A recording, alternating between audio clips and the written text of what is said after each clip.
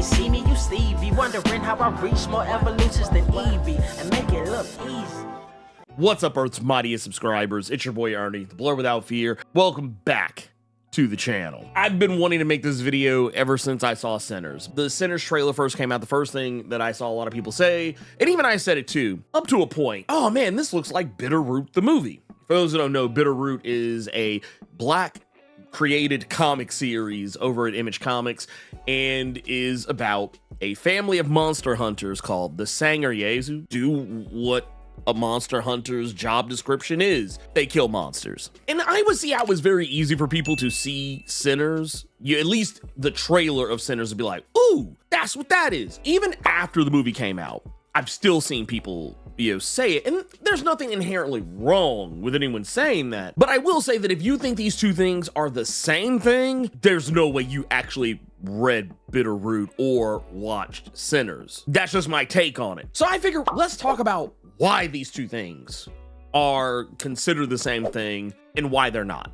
Before I even go any further, I don't want to make it sound like I'm saying don't read Bitterroot or don't watch Sinners. No, do both. You can walk and chew bubblegum at the same time. But I do think that spreading the narrative that these two things are exactly alike is kind of dangerous and can potentially hurt either or. Like case in point, Sinners has had a lot of negative reaction to it from people who are hyper religious because there's a lot of people who erroneously think that the movie is anti-Christian, and it's not. It's really pro-Christian. Just I think people lack media literacy in order to see that. It's literally acceptance of pro-Christian ideology that ultimately saves the characters who do survive the movie. But it also promotes African heritage and knowing your roots. And I think sometimes people misconstrue what those two things are, because if we're being honest, being pro-Christian and being pro-African heritage and spirituality, they're two things that don't actually mix. I've seen the memes and the pictures and the viral videos of people standing up in the middle of the movie in the theater. At Sinners, they literally paid money to get into the theater and are preaching to the audience, trying to save their souls, or people going online and talking about how, oh, this movie, I had to pray during the movie because it was so sinful, it was so devilry, and all this other stuff. So that's one of the reasons why I kind of wanted to make this statement. But also in the case of Bitterroot is a very different type of story that focuses on racism and hatred from the perspective of a family of monster hunters. I don't want people going in and who disliked Sinners because of this to go towards Sinners, just completely cut it off because they think, oh, well, everybody says it's exactly like this, so I don't want to see that. Or people even on the positive side of the spectrum who loved what Sinners had to offer, and then you go over to Bitterroot and find you're getting a very different kind of story. Not necessarily saying it's going to lack some of the themes that you might have been looking for, but you don't want to set up an unfair expectation, because let's be real, Bitterroot is an amazing comic. It's an Eisner award-winning comic, and if you don't know what that means, that's basically like saying Oscar award-winning movie. The Eisner is pretty much the highest achievement that you can get in the comics industry. If you have an Eisner award-winning comic, you've done something right. And what makes Bitterroot so impressive, it's won that award not once, but twice. So I highly advise, if you've never read Bitterroot, please go read it. Let's talk about the similarities. The main similarity is the time frame. Sinners takes place in the 1930s. Bitterroot takes place starting out in the 1920s, but does over time jump into the 60s. As of the current run of Bitterroot, the next movement, they're now in the 60s, like at the height of the civil rights movement. But yeah, going back to the original initial run of Bitterroot, yeah, most of it takes place in the 20s. Well, yeah, that's about 10-year difference, give or take. It's not that far apart. The other similarity in this one is pretty obvious.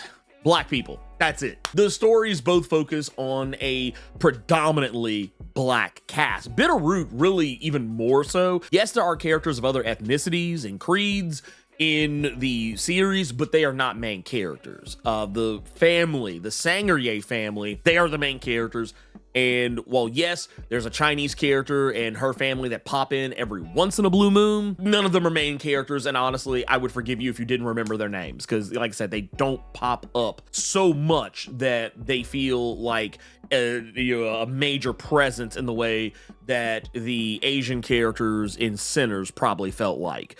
But for a lot of the same reasons, because we're talking about a movie with a runtime of a couple of hours, give or take. There's a reason why those characters are probably just a slight bit more memorable than the ones that you get in Bitterroot. There's also a juke joint in both scenarios, albeit the juke joint is more of a character in Sinners than it is in Bitterroot. It's no less important in Bitterroot because there's a lot of moments where the story keeps cutting back to that juke joint, but the juke joint is not the main idea of the entire plot of Bitterroot. It just isn't. By comparison, juke joint is a main character in Sinners. The juke joint that's in Bitterroot is more of, I wouldn't even say a side character, more of a background character. It's really just a locale.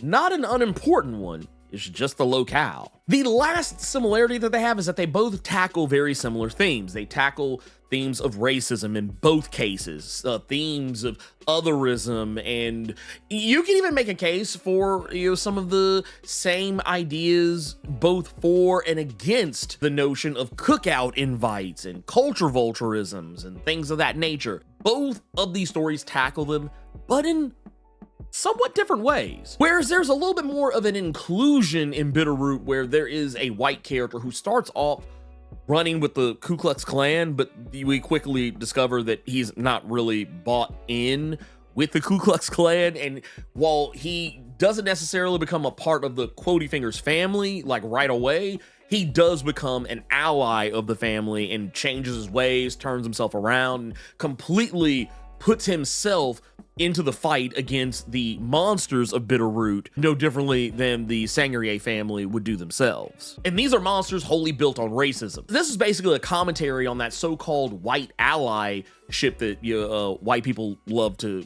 try to grasp for. But in this particular case in Bitterroot, it's a showcase of a character actually stepping up and doing the work. And while yes, there's definitely a commentary on cookout invites, because the Sangeriers are a closed-off family, they're not the only monster hunter family out there. They're just the only black one. And for the most part, all of the families kind of have a very similar policy. They don't just invite anyone and everyone into their fold. But the Sangeriers actually, well, they don't invite just any old body. They do invite certain people into the fold so long as they are allies, though in a lot of cases, these are other black characters that are within the story. So there's that, which in the case of Sinners is more of a commentary on beware the white liberal. Like, a lot of people probably won't catch that part of it. They'll probably just assume, oh yeah, all white people. No, Remick is a commentary on the white liberal and the white moderate, the very thing that Dr. Martin Luther King used to warn people about, and something that a lot of modern day, current day black conscious-minded people talk about when they refer to things like neoliberalism and things of that nature, that how neoliberalism will literally kill you slow. And I often say neo-fascism kills you quick and neoliberalism kills you slow. Like, we might have 24 hours of oxygen left, we can collaborate and try to figure out how to live, but ultimately, if neoliberals don't switch course, we still are going to die.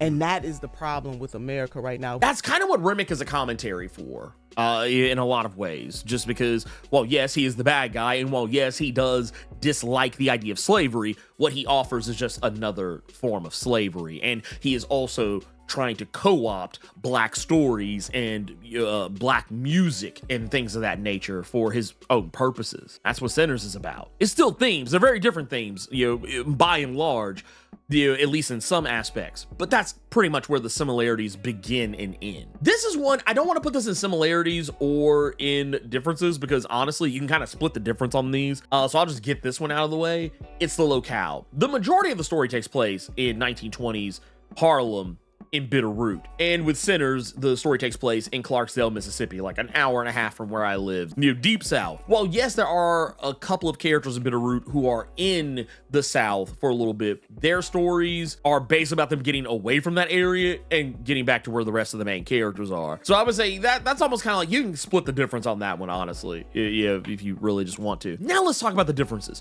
The main difference is that While yes, this is a story focused on predominantly black characters fighting off monsters, the monsters they're fighting are incredibly different and couldn't be any less alike. First and foremost, sinners, just bog standard vampires, maybe with some slight little variations. Like if you look this shit up on TV tropes, you would probably see the trope, our vampires are different, somewhere in the list of tropes for the movie. But I will also say that the other reason why they're very different, because the monsters in Bitterroot, while they will definitely, end another person, it's not really because they're wanting to drink their blood. Yeah, they will probably eat them too, maybe, but that's not the main idea. The monsters in Bitterroot, the Jinnu, they are, for all intents and purposes, monsters that are created by racism and just outright hatred and bigotry. People, and specifically white people, who have so much racism and hatred in their hearts that they physically turn into a monster. And these monsters want nothing more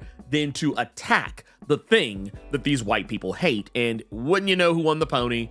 It would be anyone not white. Now, there's also other types of monsters in the series. There is another type of monster called Inzondo. These particular monsters, they are monsters who are typically people of color, but more specifically, black people who have suffered great pain and injustice, and that pain and injustice turns them into monsters. We actually see this in the first few issues of Bitterroot. There's a character who ends up turning into one of these during the Tulsa massacre, witnessing her entire family, her children, be destroyed. Black Wall Street completely run roughshod over, and this particular moment turns her into an Inzondo. Now, I did say that was the end of the similarities earlier. Technically, there's this one aspect of the Jinnu that you could theoretically, cross over. It's the fact that there are instances where characters are shown to be able to be infected by Jinnu and turned into Jinnu themselves.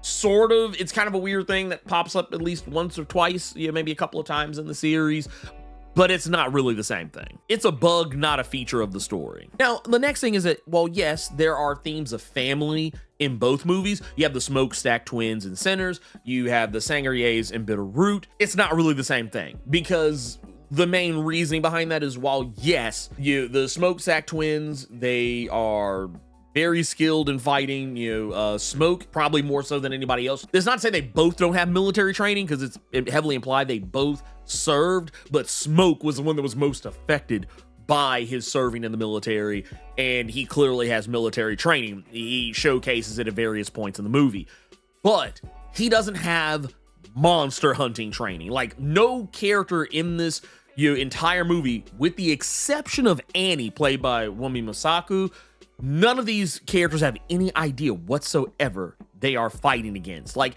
they throw around the word haint and stuff like that, which haint, old-timey word for not only a type of demon, but also white people. Annie is the only character who actually knows what she's up against. Wumi is very genre savvy in that regard, but everyone else, they don't know shit. And on the other side of that, in the Sangerier family in Bitterroot, they do. They know their shit. They have studied these monsters. They grow up learning about these monsters. They have fought these monsters for a long time. And there even are some characters that you could probably draw some parallels between Annie's character and go over to Bitterroot. There's characters like Ma Etta and Blink, but it's not really the same thing. It really is not the same thing at all. It's very far cry different from an entire family being able to know everything there is to know about hunting these monsters, and one character kind of, I won't say vaguely knowing, but like her knowledge, Annie's knowledge of these monsters, while it is definitely enough to help them stay alive, she doesn't profess to have any encyclopedic knowledge about vampires. She knows as much about killing vampires as we do in the modern day, having watched a lot of vampire movies, when it all comes down to it. But that knowledge is invaluable because no one else has it. Even the way that the lines are delivered in Sinners is really designed to let you know that she knows something. The level of confidence in what she knows, there's a couple of points where you're kind of like, okay, maybe this will, maybe this won't. And then you go from there. Another thing that's very different, and this kind of goes back to what I was already just talking about, is that we're talking about a team, a family that works as a team of monster hunters versus a bunch of hapless victims. Everyone in Sinners is a victim. There is no one that is in that juke joint who is not a victim. everybody is victimized for the most part. And it's just, that's a very different dynamic. Honestly, there's really very little in the ways of them being able to fight back. Like, I mean, because you think about it, this is like a literal army of vampires taking on a very small group of people. And while, yes, it's not to say that they're not fighting back at the very end, they're not fighting back because they're so skilled. They're fighting back because they don't have a choice. So it's a very different dynamic. I would actually say a better comparison for Sinners is if you really like Sinners, go check out Philadelphia. I mean, go check out Bitterroot too. But I would also say go check out Philadelphia to show you that I can walk and chew bubble gum at the same time. This is the only fully collected edition of Bitterroot, but you know, because they have another series that's running right now. It's, I think, the second issue. By the time this video comes out, will literally have just come out. But once again, highly recommend Bitterroot. Now, I will say, if you have never read Bitterroot and you want to read Bitterroot, go hit up your local comic shop. If you don't have a local comic shop in your area, or you just have difficulty getting access to Bitterroot, I will highly recommend go to the Global Comics app. I have a special link in the description, pinned comment below, as well as this, you know, QR code that's down here. If you scan the QR code, it'll take you to the Global Comics app, and Global Comics is a place where you can read digital comics illegally, mind you, also still support the creators who make them. If you scan the QR code, download the app, use my promo code GCX Blur Without Fear, you'll get 33% off your first 1-year subscription. That allows you to read comics all you want for an entire year. They have everything from DC, Boom Studios, Dark Horse, Dynamite, you name it. The only imprint that's not on there is Marvel. We'll see how long that lasts. I will also go as far as to say, if you don't want to use the app, if you want to, I don't know, use something else, use your computer, whatever, I don't know. You can, there's a link in the description. It'll also take you there and you can get the same deal. And also, if you don't want to use the subscription, that's fine too. I guess it would be weird, but you can also buy comics on there, you know, individually if you choose to. I don't think that's the way to play, but that's just me. But I would also say, you know, check these out too. Philadelphia is a great story. Now, it does not take place in the same time frame. It actually takes place in, you know, the modern day time, but it does deal with a lot, actually, the same themes. It deals with vampires, you know, people being turned into vampires, and folks trying not to become vampires. Philadelphia is a great story. I think it's on hiatus right now, but both of these actually get you to issue 24 of Philadelphia. And the same deal I told you about with Global Comics, you can go read Philadelphia on there too. So just putting that out there. I would also recommend you go read Victor LaValle's Destroyer. For those unfamiliar, Destroyer is basically a love letter and continuation of Mary Shelley's Frankenstein, but where Frankenstein's monster actually tracks down one of the descendants of his creator. And when you know who won the pony, that descendant turns out to be a black woman. And that very same descendant has become a scientist herself and is also working to basically recreate Frankenstein's monster, but under more heartbreaking circumstances. I also recommend you check out Nita Hall's Nightmare blog. This is actually a spin-off of Philadelphia by the same creative team, and is a story about the ex-girlfriend of one of the main characters of Philadelphia, James Sangster Jr. It's his ex-girlfriend who is running around the streets of Baltimore trying to combat a demon possession, for lack of a better way to put it. Like, if you had to compare anything to Sinners, Nightmare blog would basically be if the character Annie had a descendant that lived in the modern day who was as skilled and knowledgeable, if not more so, about demons and monsters, but also plagued by the death of a loved one, in this case not a child, but her own brother. And those are just some of the stories that I can tell you about that you should totally check out if you